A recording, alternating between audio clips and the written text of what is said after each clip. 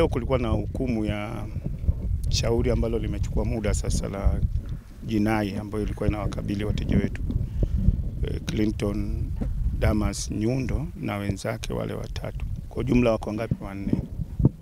Kwa tulikuwa na hukumu ya rufaa. Na tulikuwa na sababu ambazo tuliziwasilisha mahakamani zilikuwa 33. Katika sababu 33, asilimia kubwa zilikuwa zinaendana, kwa maana zilikuwa sababu ambazo zinaendana. Kwa tuliweka kategori, kwa maana tulijumuisha katika makundi, tuligawanya zikawa 7. Katika makundi hayo 7 kulikuwa na mambo mengi ambayo sitoyarudia kwa sababu tumeyasema sana kwa kipindi kirefu. Mojawapo ni ubovu wa hati ya mashtaka, kuthibitisha kesi au shauri, ushahidi kuhusu chain of custody, yani manake ni mtiririko wa mnyororo wa namna ya kutunza vielelezo na vitu vingine vingi sana ambavyo vimeongelewa. Sasa tukumbuke hawa walishtakiwa na makosa makubwa mawili. Kosa la kwanza ilikuwa ni kubaka kwa genge na kosa la pili kulawiti kwa genge. Kwa leo tumepata majibu baada ya hukumu au wakati wa hukumu. Kwa mantikio, Mheshimiwa Jaji amesema kosa la kulawiti kwa genge halipo. Kwa hiyo washtakiwa hawakutakiwa kushtakiwa nalo. Kwa hiyo hakuna kosa linaloitwa kulawiti kwa genge. Kwa mara ya kwanza Tanzania tumepata majibu kwamba hakuna kumbe kulawiti kwa genge.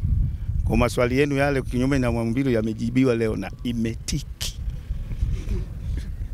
Kwa kulawiti kwa genge kinyume na maumbile imetiki, haipo katika sheria zetu. Kwa hiyo tumebaki na moja tu ambalo sasa ni kosa la kubaka kwa genge, kwa kundi. Kubaka kwa genge, ila wao walishtaki kubaka kwa kundi, lakini kubaka ni kwa genge. Sasa baada ya majumuisho ya mwisho, Mheshimiwa Jaji ametoa maoni yake. Kwa hiyo katika hili amesema rufaa imeshindwa kwa sababu zifuatazo. Moja, Mheshimiwa Jaji amesema amejiridhisha ushahidi wa muhanga unaendana na yule aliyeleta video. Lakini kumbukeni toka mwanzo tuliwaambia muhanga anasema yeye hajawahi kuiona video hata siku moja. Hajawahi kuiona video. Na yule aliyeleta video anasema yeye ni mtaalamu wa kompyuta, sayansi ya kompyuta, sijui sayansi ya nini, ambaye naye anasema yeye hajawahi kuwaona watu. Kwa hiyo wamefungwa kwenye kipengele cha utambuzi kwamba walitambuliwa kwenye video ambayo muhanga hajawahi kuiona. Kwa hiyo mpaka sasa hivi tunajiandaa, tumeongea nao, tumebaki na kitu kidogo tu hicho cha video, kama kweli washtakiwa au warufani walitambuliwa kupitia kwenye video. Kwa sababu sisi tunasema hakuna shahidi yote ambaye alikwenda kwenye video akatambua. Tumebaki na hicho tu ambayo sasa tunafanya taratibu za kukata rufaa mahakama rufaa.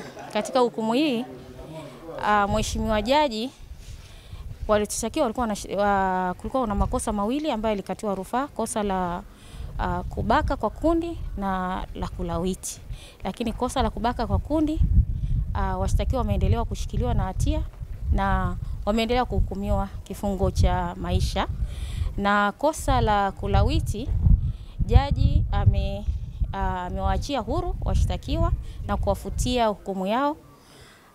Na kimsingi kabisa ni lakuna ambaye ameiona yale mapungufu ambayo yalikuwa kwenye sheria ya kulawiti kifungu namba 154 kifungu kidogo cha kwanza hakitoi nafasi ya watu kubaka kwa kundi, kwa hiyo kulawiti kwa kundi. Kwa hiyo jaji ameona kuna mapungufu kwenye charge sheet na amewaachia huru katika kosa hilo, na amependekeza kuwepo na amendment kama ambavyo inasema kubaka kwa kundi na kulawiti, kwa kuna kulawiti na kulawiti kwa kundi.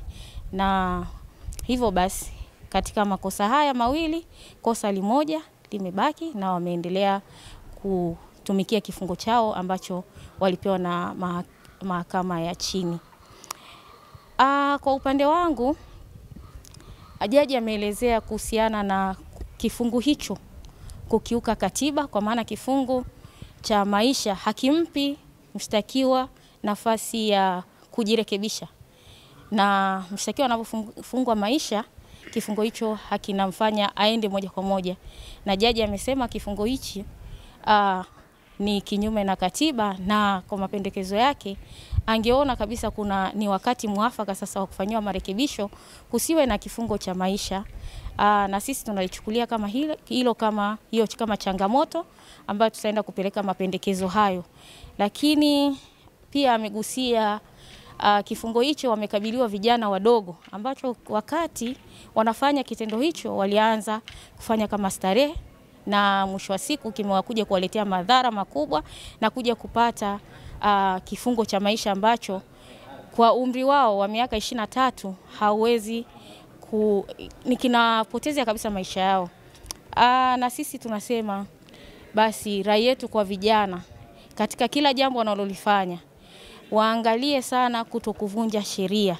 Sheria ni msumeno, haitaangalia kama ni mtoto, ni kijana mdogo au mkubwa.